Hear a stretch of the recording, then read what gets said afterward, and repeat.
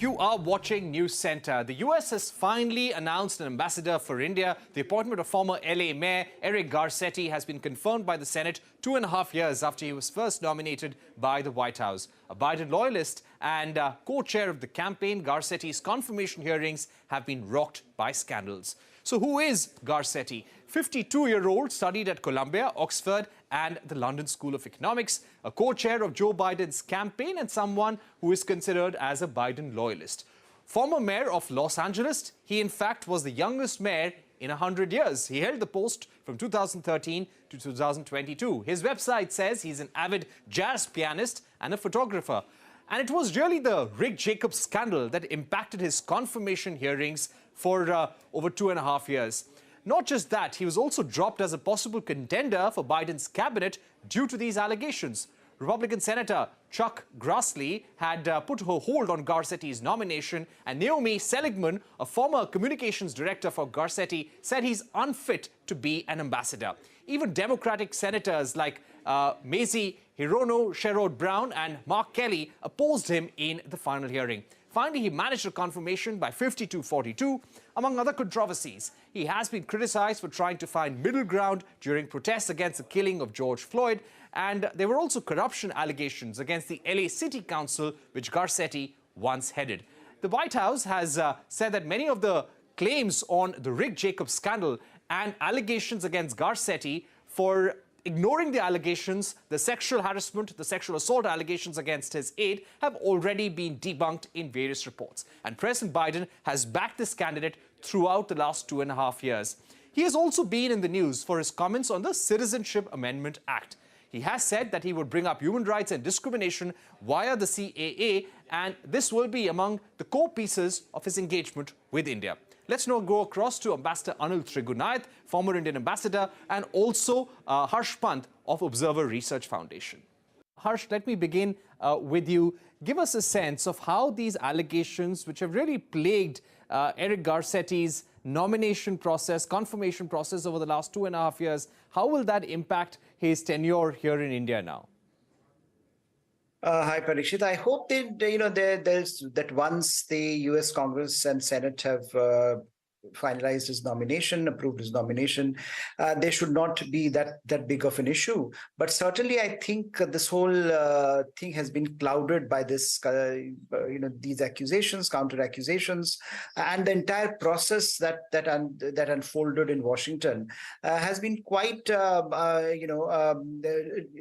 it was to use a word which undiplomatic to put it. Very casually. In a sense, there has been this big sense from the Biden administration that Eric Garcetti needs to go, and he's their person. But then he got embroiled in this process where things came out about how he handled a particular accusation, and then it snowballed into a larger issue, which I think, of course, the Republicans used it because of political reasons, but many in the Democratic Party itself were torn by this issue. So I think he has had a very difficult 26 months. Right. So one would have hoped that after all that, perhaps President Biden would not nominate him again, but he was renominated earlier this year. Once that the president felt that he had enough numbers in the Senate to muster support for him, and then he has been approved now. So in the real world of diplomacy, perhaps it would not make an impact. He would come here. After all, the big issue was that why has there been no ambassador to India for such a long period? But I think this issue of what has dogged him in Washington will certainly impact the image and the credibility that he brings to the table. Right. Ambassador Trigunayat, coming to you, despite the allegations in the Rick Jacobs scandal, that is for ignoring sexual misconduct, allegations against his key aide, President Biden stood by him. The White House put out statements of confidence that most of the reports have given him a clean chit. What does this say about the ambassador who's now coming to India, the trust that the president reposes in Eric Garcetti? Well, as you know, that USA has a very simple system. which is called a spoil system, whereby after an election, the president normally confers various plum postings and assignments on the people who have either funded them or have stood politically with them. So this is one of those cases where Eric Garcetti, who is also his friend, and so President Biden has stood by it. But in a way, I'm happy that finally they are posting an ambassador to India, because Biden administration has attached great priority to their relationship, and it has often been talked about that an absence of an ambassador was definitely affecting the relationship and the interactions. But what, in my view, is going to be more difficult for him is that some statements that he made during the Senate hearing, that is about that he'll be taking up human rights issues, will raise the CA issue and all those are actually, in my view, going to cause him a little more difficulty in being acceptable to India, as it would be seen as interfering in the internal affairs of India, which the government and the dispensation would not like, especially as, of course, he'll be left with 1.5 years of term, because both Biden and Prime Minister Modi will be going in for the elections next year. So I think that if he continues on the path that he claimed at the in the Senate hearings, I think he's going to have a difficult period here. But of course, the relationship is very strong, and I hope he'll bring something better on the table. And he takes the views on the basis of not colored perceptions or hearsay, but also on the basis of the facts, and to enhance the relationship between the two countries. Because we all know that USA uses democracy, project democracy rather, or the human rights and all as a tool of their diplomacy. They have nothing to do with the reality, grand reality in their own country.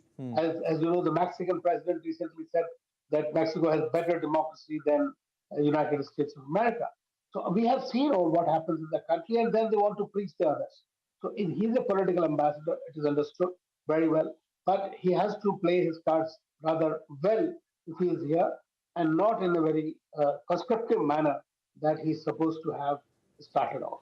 Right. Harsh, do you feel that he has possibly started off on a wrong foot with the Indian government? Yes, we would welcome a US ambassador, considering that India and US have very, very close ties, are going to be working very closely together on trade issues, on semiconductors, on geopolitics, on Indo-Pacific. But the fact that he made those comments about human rights, discrimination via the Citizenship Amendment Act, saying that this will be at the very core of his engagement with India, do you think that could make him start off on the wrong foot with the Indian government? Or this is how ambassadors usually talk during the Senate hearings, confirmation hearings?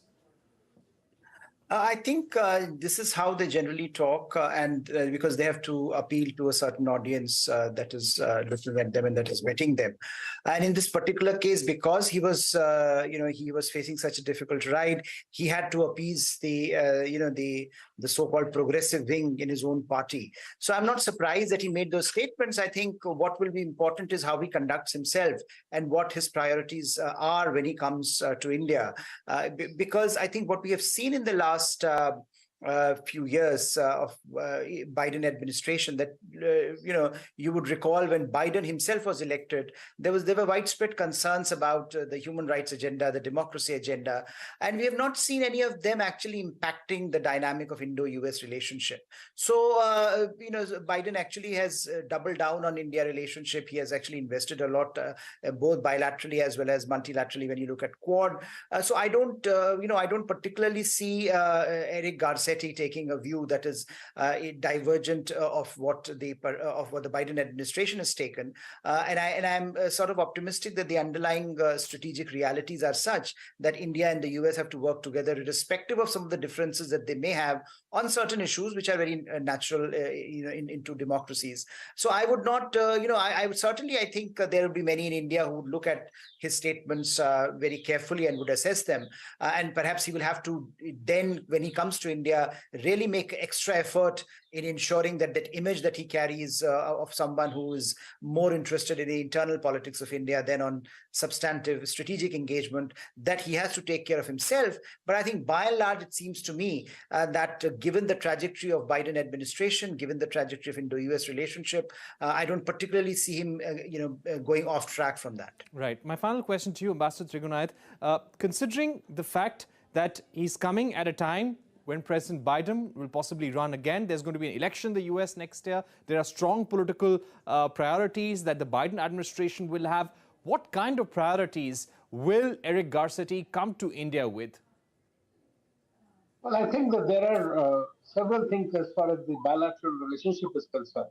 So in that, essentially, I mean, we still have this trade agreement that is still on the pipeline, then creating a greater trust between the two countries.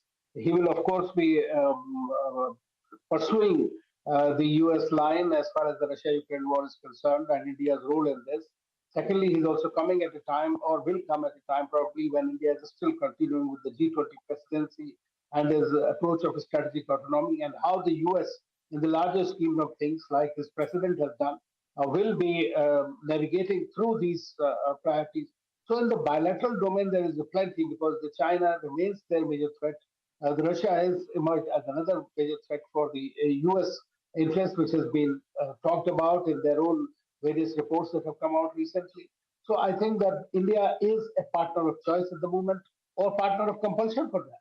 I mean, so in my view, I think that the US would try to keep India on a better platform than getting involved, as Professor Pant also said, better talk about the issues that will help the Indian public opinion. So I think that as a US ambassador, he will probably brief by Mr. Blinken and others exactly how to conduct himself. Right. Ambassador Trigunayat, Harsh Pant, thank you very much for joining us here on Newscentre, giving us your view of Eric Garcetti, how his nomination and confirmation hearings actually took place, and what will happen once he reaches India as well. Thank you once again for being with us. That's all we have time for on this edition of Newscentre. Thank you for watching. Goodbye.